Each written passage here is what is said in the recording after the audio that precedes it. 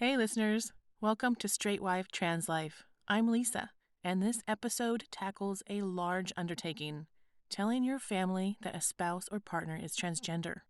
For some couples in this position, this isn't a big deal. May the chips fall where they may. But for other couples, sharing this news may feel really difficult depending on your family and other factors, like how often you deal with them. Maybe your parents or cousins or grandparents are really conservative and you're not. Maybe you aren't in touch that often, but just enough that you feel you have to share the news. Whatever the case may be, I hope this episode is helpful for you, or at least you can let out a big sigh of relief knowing that you are not alone. All right, let's talk family.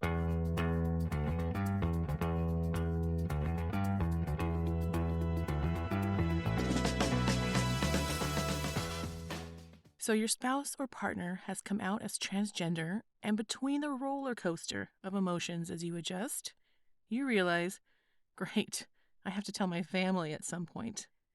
First, you don't have to do anything right away. Let yourself get to a place emotionally where you feel ready to share.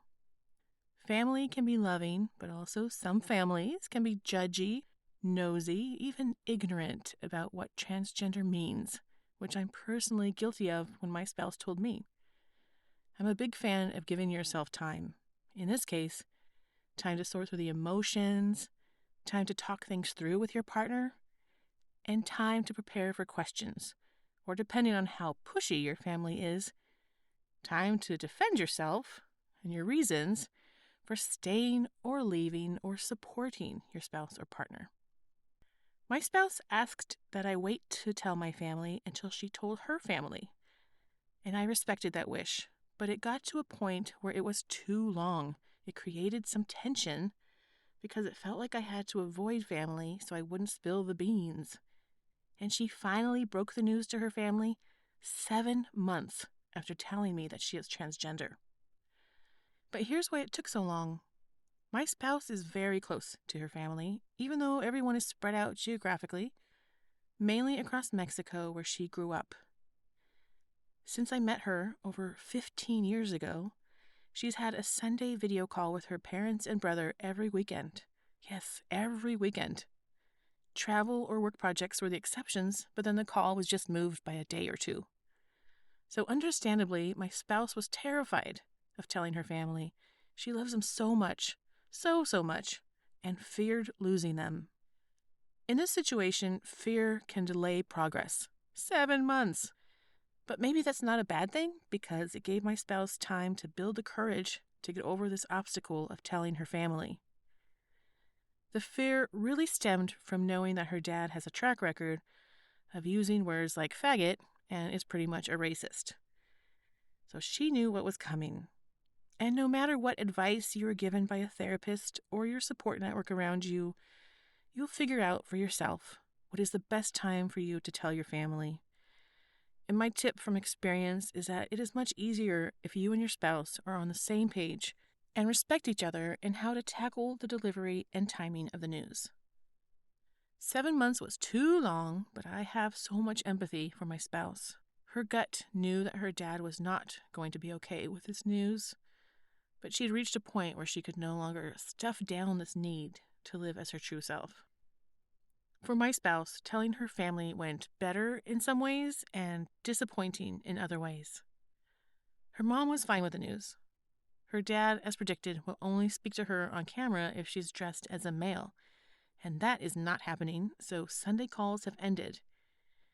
And her brother was a surprising disappointment. He was not okay with the news and has rejected communication, which means our son has been cut off from 2 cousins. I will leave the rest of that story to my spouse to share in more detail in the future. But on a surprisingly positive note, once we told our immediate families, my spouse came out over social media to her large family of aunts, uncles, cousins, and was prepared for half of the family to reject her. Several family members called and wanted to understand better what this news meant, but nobody unfollowed her, and a cousin who she thought would absolutely block her responded with, "It doesn't matter if you have 3 heads, you are my cousin and I love you." The only two people on my spouse's side to reject her have been her dad and her brother, and that has been tough on her. Her mom, however, has come to visit us, and we had a wonderful time together. Even more special, her mom brought pieces of personal jewelry to pass on to her daughter, my spouse. After my spouse told her parents and brother, it was my turn to tell my parents. My parents are in their early 80s, very educated and very sharp. I wasn't concerned about their reaction. At this point, I had been adjusting to the changes and just wanted to get this over with. But I knew they would have concerns for their grandchild and a lot of questions, and that was to be expected. They live about an hour away, so I drove alone without the grandchild they adore to visit them with a bottle of wine chilled and ready to go.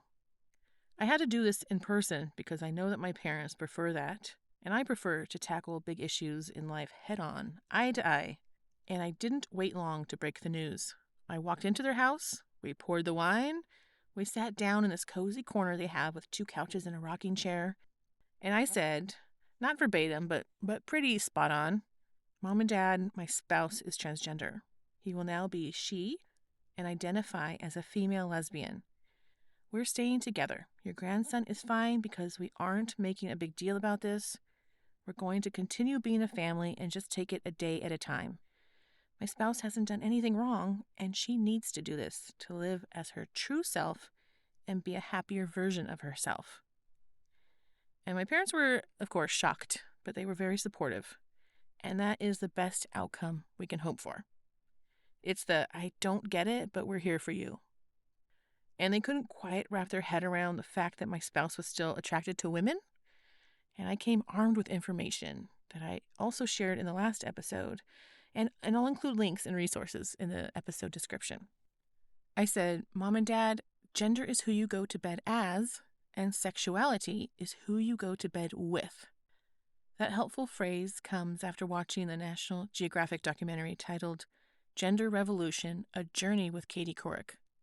It was said by one of the people Katie Couric spoke with, named Sam Killerman, and he is the author of A Guide to Gender, the Social Justice Advocate's Handbook. And I want to repeat that phrase in case you find it helpful to use for yourself. Gender is who you go to bed as, and sexuality is who you go to bed with. And once I told my parents that, it was kind of a, oh, okay, we get it, we see. And I didn't stay that long. I decided to give my parents some time to absorb this information. It is a lot for a couple in their 80s, but oh, how relieved I was to have crossed this hurdle. It was like a giant weight was finally off my shoulders, and it felt so good driving home. And then once I got home, I sent emails to my family living in Scandinavia, like aunts and uncle, cousins, and friends, and I kept it to the point. I stated that I wanted them to hear it directly from me, that my spouse, who they've all met several times, has come out as transgender and we will continue as a family, and that I am always open to questions.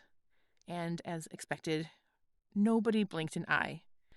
This was email, so maybe I should say it felt like nobody blinked an eye. I received several replies of thanks for sharing, and we hope to see all of you next summer. That's the Scandinavian mindset, and I wish more Americans had it here. It is very you do you, nothing to worry about from my end, but please take off your shoes before you enter our house. Okay, so back on this side of the Atlantic, I knew my mom would spread the news of my spouse coming out to others, so I skipped emailing family members that I'm not in touch with, and my mom took care of telling them. And I'm sliding this in here as a slick little suggestion.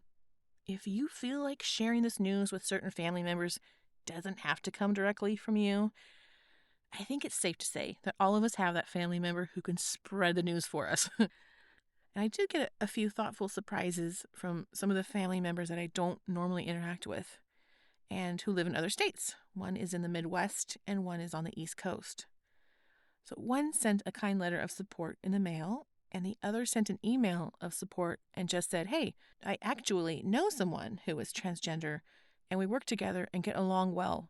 It isn't a big deal. And I made sure to reach out and thank them. I think it's really important to acknowledge your allies, especially in our society, which can feel very negative at the moment. But family will surprise you in the best ways and in disappointing ways. Be ready for it. You can't control the response of others, but you can choose how you react and decide to move forward. The rejection that my spouse has felt from her dad and her brother has been really tough, but I cannot stress enough that being a transgender person is not a choice. I understand now that my spouse needs to come out as a transgender person to feel on the outside how she feels on the inside. These two pieces need to match so she can be at peace. So let me run down some things to consider when you're telling your family that your spouse or partner is transgender. First, make sure you've had time to adjust, that you're ready for this big step of telling family. Next, this journey of your spouse or partner transitioning and all of its stages is much easier if you two can work out the when and the how of sharing this news with family.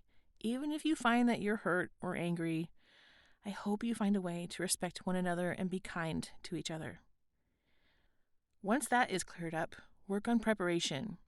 Figure out what you want to say and consider sharing links with your family about how to be an ally to a transgender person, or even suggest a support meeting if you see that your family is struggling. There are support meetings for family members of transgender people. My spouse shared a lot of information with her family and called and wrote and did her best to help her dad and brother understand. It didn't work, but she gave it her all. Which brings me to, once you have shared the news with your family, allow them some time to react and absorb and ask questions. Anticipate what the questions might be. My parents asked if my spouse would have surgery down there, and I just replied with, "That's her business, and every transgender person decides what is best for them." Try not to let the invasive, insensitive questions get to you. I know that my parents are just curious, and I kept my answer short and honest. And last but not least, accept that the outcome might be better as expected or worse than expected. We don't have control over anyone's reaction, but we can do our best to help our loved ones understand the situation. So now that 8 months have passed since we told our parents, aunts and uncles, cousins, where do things stand? For my spouse, she's not speaking with her dad or brother, but she has what I call a daily morning coffee chat with her mom via video call. When her mom was visiting, she got to see for herself that her grandson is fine and our routine is still pretty regular. I think people expect that all transgender people go nutty after coming out, but nothing has changed for us. It is almost disappointing to others that we still take the trash bins out weekly and make grocery runs like everyone else. As for my parents, all is the same. We eat at restaurants together, visit together, same old, same old. I will say that when my spouse was away on a business trip, my parents visited and took the opportunity to ask me a long list of questions about the transition. My spouse is very open to discussing everything, but they wanted to hear it from their daughter. Are you really okay? Don't you miss certain aspects of your marriage? Hint, hint. Does your spouse really still like women? And this is where I tell you that in the next episode, I'm going to talk about the most asked questions I get as a spouse of a transgender person and how to handle questions that don't feel appropriate or aren't my place to answer. So until then, one foot in front of the other. Keep moving forward.